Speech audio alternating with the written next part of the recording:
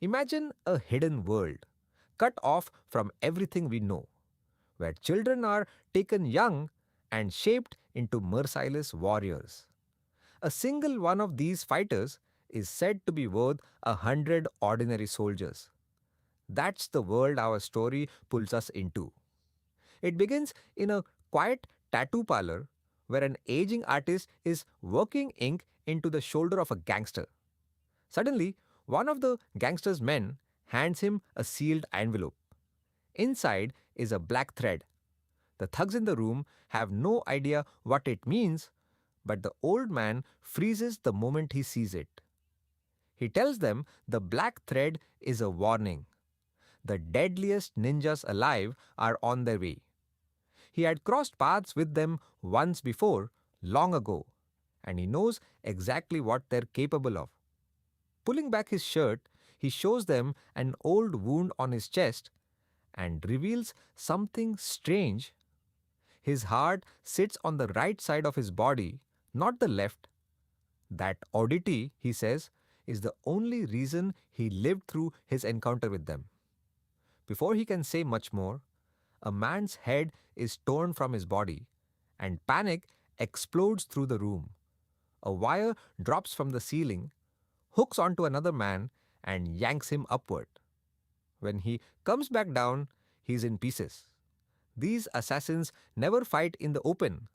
They strike from the shadows, and within moments, the floor is soaked in blood. Only once everyone else is dead do they finally step into the light. From here, the story rewinds to explain where these killers come from. The Ozunu clan, a lineage of ruthless ninjas commanded by a man known only as Lord Ozunu. For generations, this clan has traveled the world collecting children and molding them into assassins through brutal training. The powerful people of the world know they exist, but ordinary citizens have no idea. For the right price, 100 kilos of gold, anyone can be marked for death, and the clan has quietly operated in the shadows for centuries. Whispers even connect them to the deaths of a Russian president and a Japanese prime minister. One of the children brought into this world was a boy abandoned by his own parents. Ozunu took him in, convinced that this particular child was destined to one day lead the entire clan. Because of that belief, his training was merciless from the very beginning. By the time he was 10, his body was already covered in scars, punishment for every mistake he made. The clan's philosophy demanded that a ninja remain completely silent and unseen at all times. So, the boy was forced to walk across rice grains scattered on a wooden floor. The smallest sound brought a violent strike to his leg from Ozunu himself. Many nights, the pain was almost unbearable. But there was one person who quietly eased it. A girl named Kiriko, also raised within the clan as a trainee, would sneak in and tend to his wounds. Everyone around them was taught to strip away emotion completely. But Kiriko was different. Deep down, she believed that killing was wrong. As the years passed, the two of them rarely spoke directly. Mostly, they simply watched each other from a distance. Eventually, the boy, Raizo, became the most gifted fighter the Ozunu clan had ever produced. Still, in one match against a senior ninja named Takeshi, he was defeated only because Takeshi had fought dishonestly. Rather than defending him, Ozunu humiliated Raizo in front of everyone, calling him weak, and struck him viciously in the stomach with his fingers, leaving him crying out in agony. Yet, the very next morning, Raizo was back on his feet, ready to train again. His determination impressed Ozunu deeply. Soon, Raizo could defeat every rival in the clan, even with his eyes closed. But Kiriko still couldn't stand the violence that surrounded them. She often warned Raizo that if Ozunu ever discovered how close they had become, he would tear her heart out without hesitation. Raizo told her not to speak of it, but she simply replied that her heart already belonged to him, so there was nothing left for anyone to take. One day, Kiriko was given an assignment to kill someone with a blade, but she couldn't bring herself to do it. When Ozunu found out, he slashed her face and locked her away in a cage. That night, Raizo secretly came to her and gave her water. Sometime later, Kiriko attempted to escape by breaking through a wall, and she begged Raizo to run with her. But his loyalty to Ozunu held firm, and he stayed behind. She was eventually caught, and her punishment was death. In front of the entire clan, Takeshi drove a blade straight into her heart. Something inside Raizo broke that day, yet outwardly he remained bound to the Ozunu clan. Years later in Berlin, a woman named Mika stumbles upon evidence that these ninjas are real. She brings her findings to her boss, Maslow, but he refuses to believe such assassins could exist without the world knowing. Undeterred, she shows him proof: unexplained transfers of enormous sums of money and a string of deaths among powerful figures, all pointing to the clan's involvement. Maslow reluctantly agrees to dig deeper, and they learn about an investigator named Sabatini, who had gathered similar evidence years earlier, only to be dismissed from his job and later murdered. Meanwhile, Raizo is also in Berlin on a mission of his own, living alone in an isolated house and training relentlessly every morning. One day, at a laundromat, he spots a woman he immediately senses is a ninja in disguise. The two clash violently, and Raizo ultimately overpowers her, stuffing her body into a washing machine.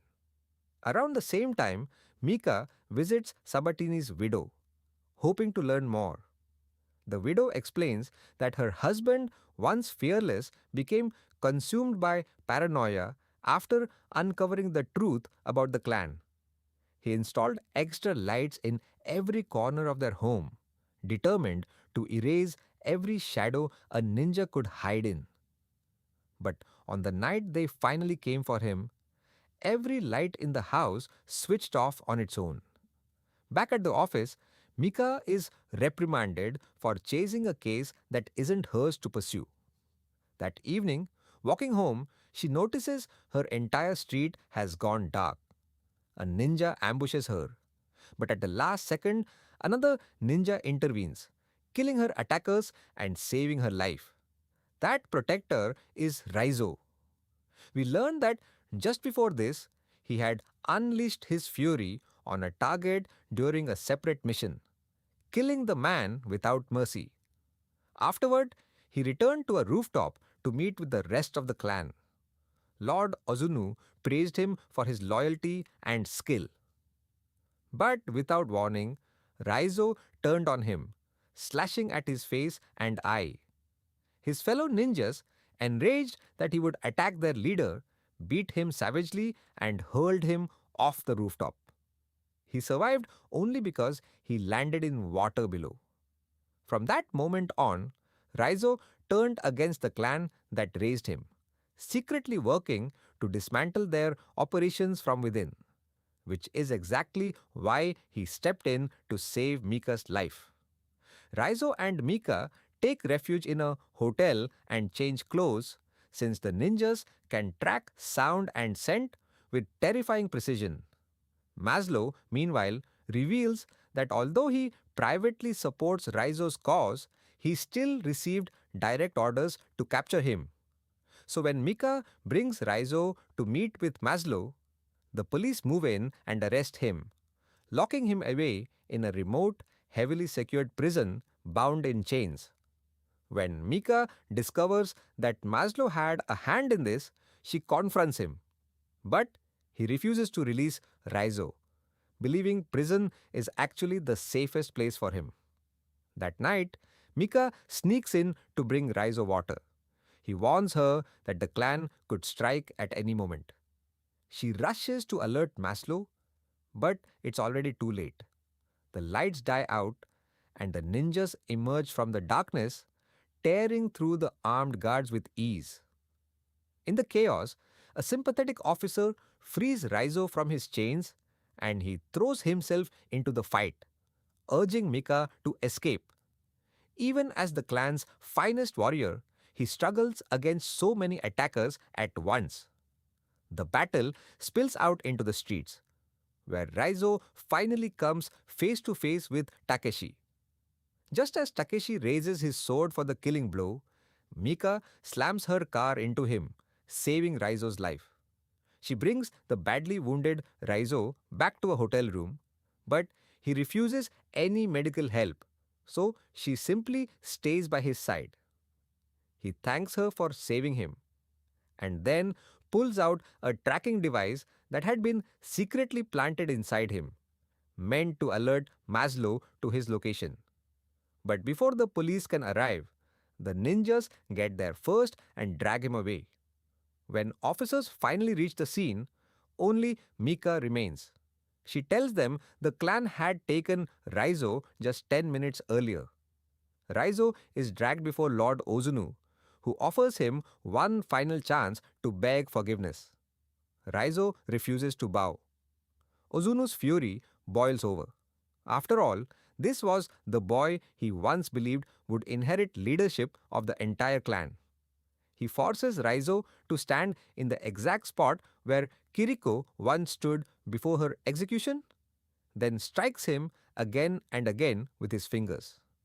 Normally, a single blow like this is fatal, but Raizo only coughs up blood, along with the tracking device that had been embedded inside him. At that exact moment, Mika arrives with a full police assault force, throwing the compound into chaos. Explosions rip through the clan's ranks, and heavy losses are suffered on both sides. Takeshi and his men close in on Raizo, but one by one he cuts them down until only Takeshi remains. The two finally clash in an all-out duel, and Raizo emerges victorious, severing part of Takeshi's body in the final exchange. Now only Ozunu is left. Raizo finds him sitting calmly in a room, seemingly unbothered by the destruction raging outside. Suddenly, Ozunu vanishes into thin air and reappears behind Raizo from the shadows, knocking him through the air with a single blow. The two draw their swords. Seizing the opening, Ozunu turns his attention to Mika, who is trying to help Raizo, and drives his sword straight through her chest from behind. Watching this unfold, Raizo is flooded with the memory of how the clan once took Kiriko's life the very same way. Consumed by rage, he strikes Ozunu down with a single devastating blow, cutting him into 3 pieces. Raizo carries Mika out of the wreckage, and doctors soon discover something remarkable. Her heart too sits on the right side of her body, meaning she will survive her wound. In the end, Raizo tears down the walls of the academy that shaped his entire childhood, finally doing what Kiriko had always longed for. Carrying her memory with him, he walks away from the only life he had ever known. Have you ever loved someone with your whole heart? And did that love ever find the ending it deserved? Let us know in the comments.